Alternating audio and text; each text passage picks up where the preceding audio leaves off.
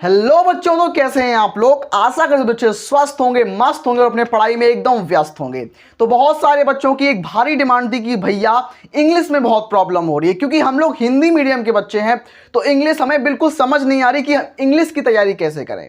हम लोग हिंदी समझ पा रहे हैं, केमिस्ट्री फिजिक्स सब समझ में आ रही है, इंग्लिश में आंसर राइटिंग कैसे करें, कैसा पेपर आएगा ये नहीं समझ में आ रहा है, पेपर का पैटर्न क्या होगा, मॉडल पेपर बताओ मुझे। तो आज मैं आपको अपना जो मेरा 2025 में मेरा पेपर आया था, ये था 2025 में 316 HZ। ये 316 HZ जो मेरे पास आया था, आज मैं इसका आपको डिस्कस करूंगा, ये मॉडल पेपर डिस्कस करूंगा। और हाँ, बोर्ड 2026 में सेम पैटर्न रहेगा आपके 2025 के जैसा। तो जो बच्चे 2026 में अपनी परीक्षा देने वाले हैं तो वो कमेंट्स में यस लिख दें, और जो 10th क्लास के हैं वो नो लिख दें, और जो 12th में है वो यस लिख दें। और जो 2026 में इंग्लिश में कितने नंबर लाना चाहते हैं, अपने एक्सपेक्टेड मार्क्स मुझे यहाँ बताएं। अपने एक इंग्लिश में 100 नंबर में से कितने नंबर लाना चाहते हैं वो मुझे बताएं, ताकि आप लोगों का मैं देख सकूंगी आप लोग कितने मार्क्स लाना चाहते हैं। आइए, तो मेरा जो पेपर है आज मैं इसको डिस्कस करने वाला हूँ। पेपर को डिस्कस करने से पहले मैं आपको एक सिंपल सी चीज बताता हूं। जो इंग्लिश का पेपर होता है 100 मार्क्स का होता है। देखो, मैं आपको पढ़ाऊं उससे ज्यादा बेहतर आपको पेपर का प्रेजेंटेशन या पेपर का पैटर्न समझना चाहिए, वो ज्यादा बेनिफिशियल होगा, क्योंकि जब आप समझ पाओगे तब आप अच्छा कर पाओगे, तब आप अच्छा लिख पाओगे। हमारे पास जो 100 नंबर का पेपर है, वो हमारे पास 100 नंबर का जो पेपर होता है वो 4 सेक्शन में डिवाइड होता है। सेक्शन ए जो होता है वो रीडिंग होता है, सेक्शन बी राइटिंग होता है। रीडिंग में क्या होगा, मैंने बहुत बार बताया आपको, अनसीन पैसेज आता है। अब कैसा अनसीन पैसेज आता है, बहुत से बच्चे बोलते हैं भैया मुझे बताओ कैसा अनसीन पैसेज आता है, उस पर कैसे क्वेश्चन आते हैं। आइए वो भी दिखाता हूं। तो सबसे पहले आप देख लो, ये रीडिंग होगा, राइटिंग होगा, ग्रामर होगा, लिटरेचर होगा। इस तरीके से आपके 100 मार्क्स होंगे। सबसे पहले मैं चलता हूं अपने जो हमारे पास सेक्शन नंबर ए होगा, मैं इसमें देखूंगा, मतलब मैं इसमें मेरा जो पेपर है, पेपर को बताऊंगा आपको, बिल्कुल अच्छे समझाऊंगा, और आपको साइड में स्क्रीन पर सब कुछ दिखाई दे रहा होगा। एक कंप्यूटर सिस्टम की तरह मैं एडिट करके आपको सब कुछ दिखा रहा हूं, आपको स्क्रीन पर सब कुछ दिखाई दे रहा होगा। सबसे पहले सेक्शन नंबर ए है, जिसका नाम है रीडिंग सेक्शन। रीडिंग सेक्शन में हमें क्या दिया गया है कि read the following passage carefully and answer the following question that follow. तो इस तरीके से आपको एक पैसेज दिया जाएगा। पैसेज क्या है कि early rising leads to healthy and happiness, the man who rise late can have little rest in course of day.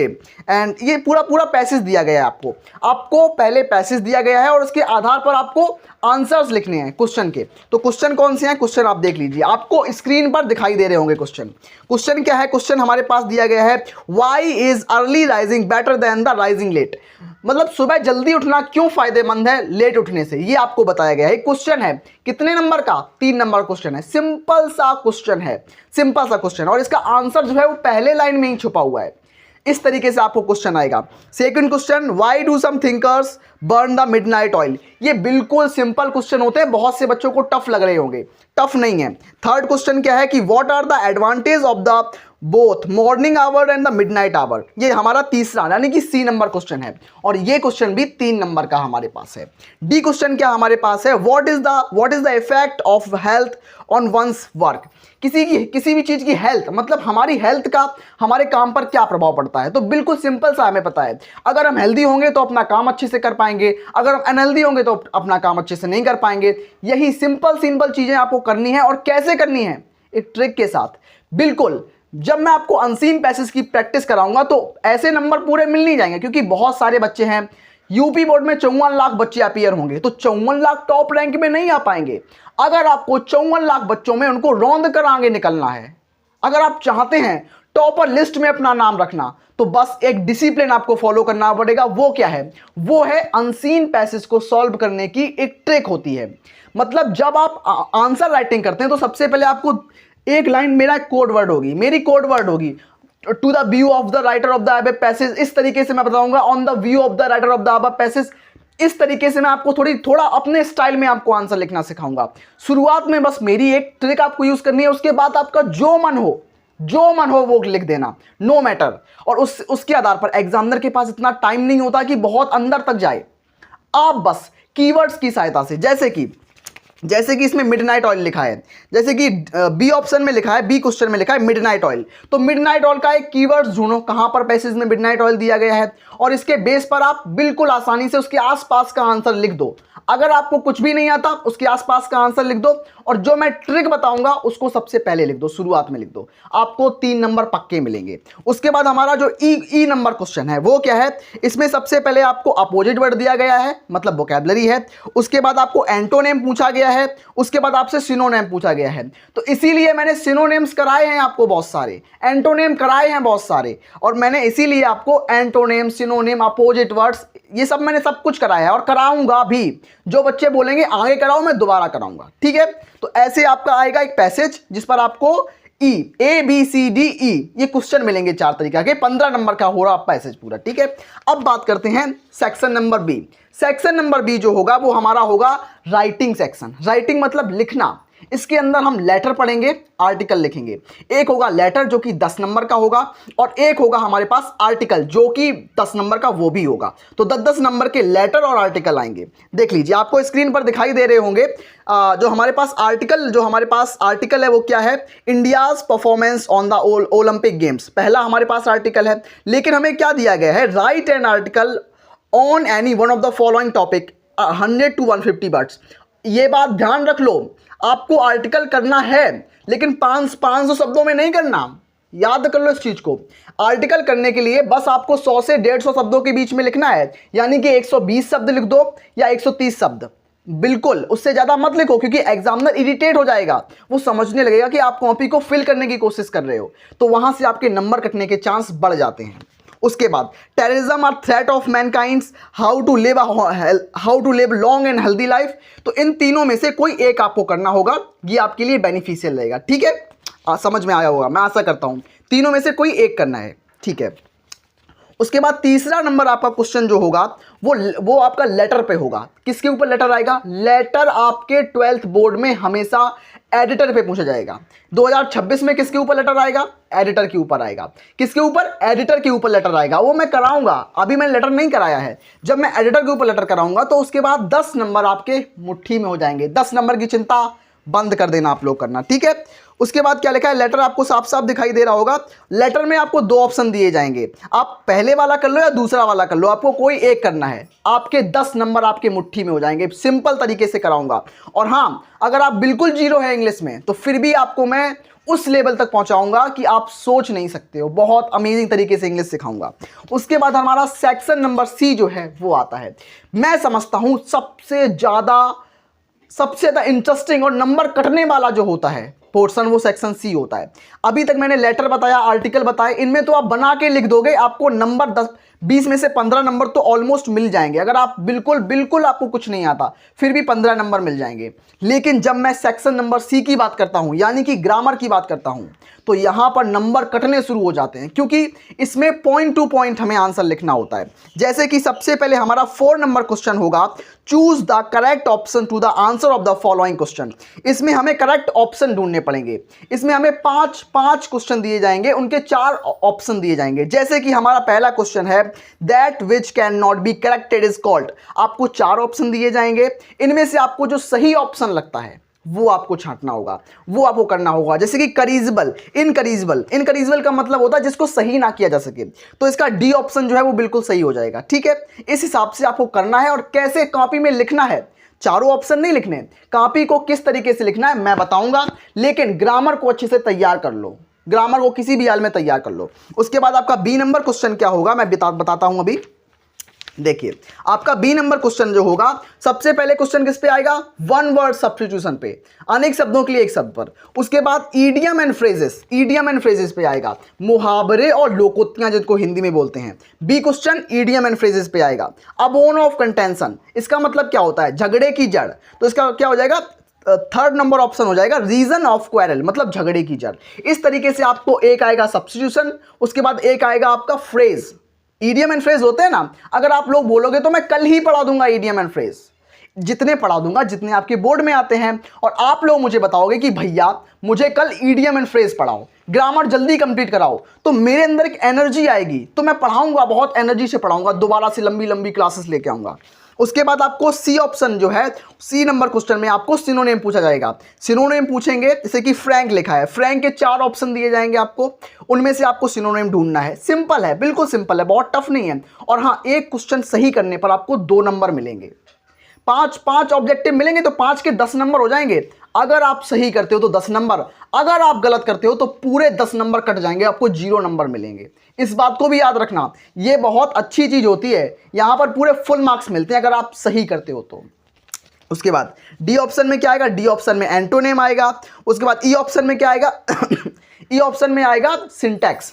Syntax यानी कि एक गलत सेंटेंस हमें दिया गया है, इस गलत सेंटेंस में क्या एरर है, वो एरर हमें ढूंढना होगा, आपको स्क्रीन पर दिखाई दे रहा होगा।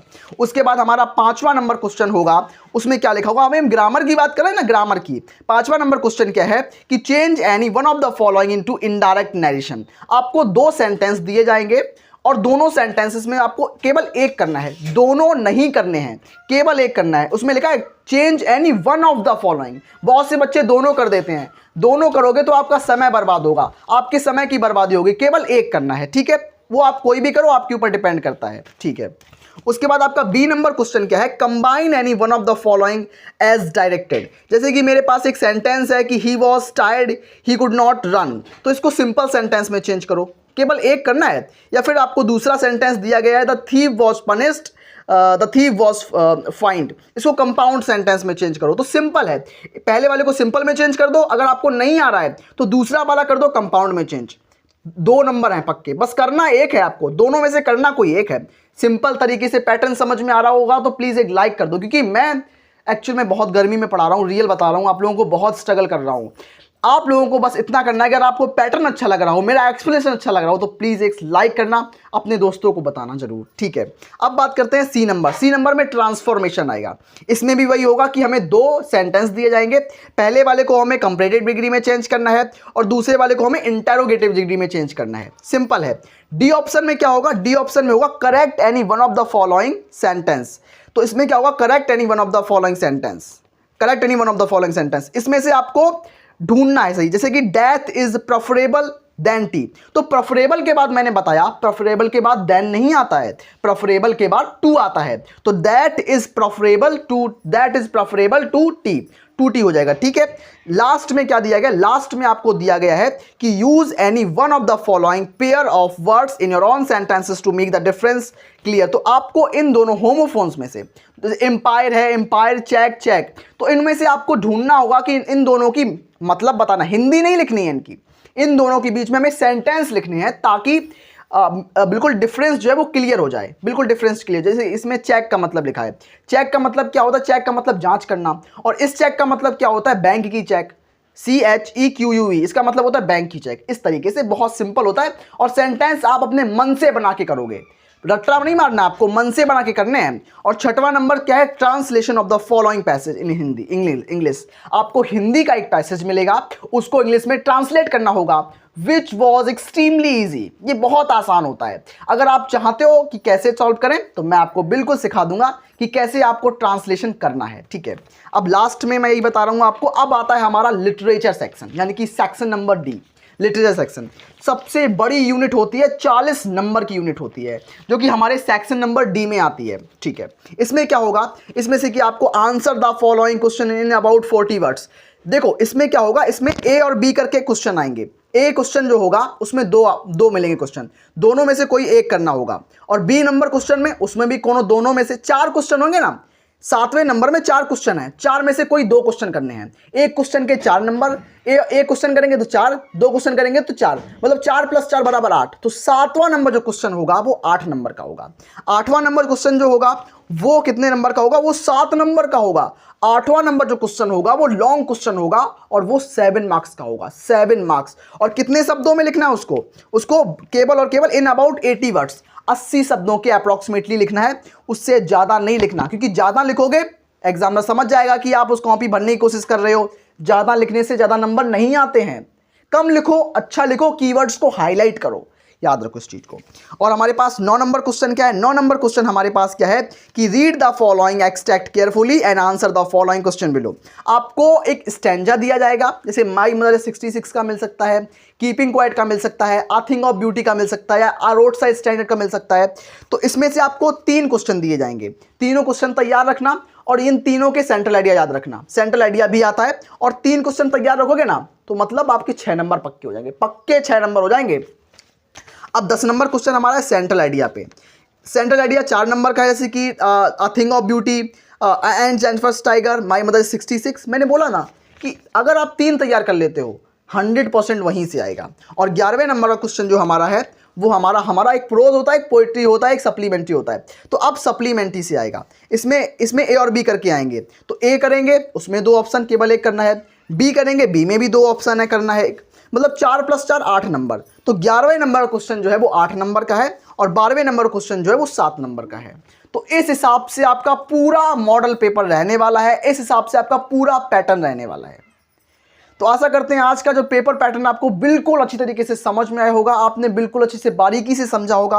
अगर फिर भी कोई डाउट रह गया हो इंग्लिश के रिगार्डिंग तो प्लीज़ मुझसे डिस्कस करना, मैं उसको जल्दी से जल्दी उसको क्लियर करने की कोशिश करूंगा।